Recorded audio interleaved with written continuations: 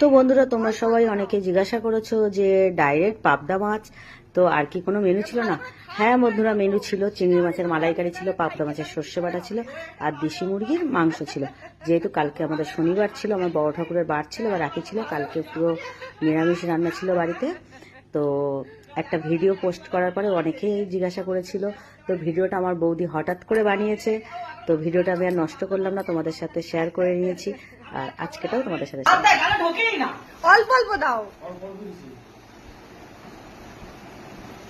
ভালো করে খাওয়াতে পারে না গো।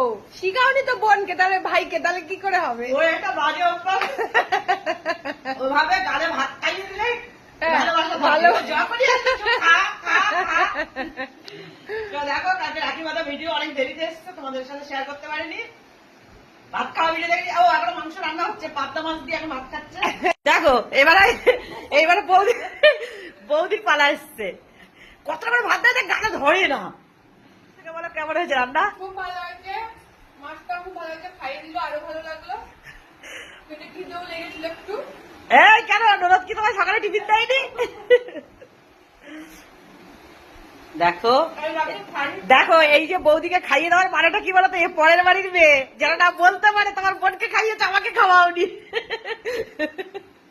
বুক বিষয় না, ওই জন্য।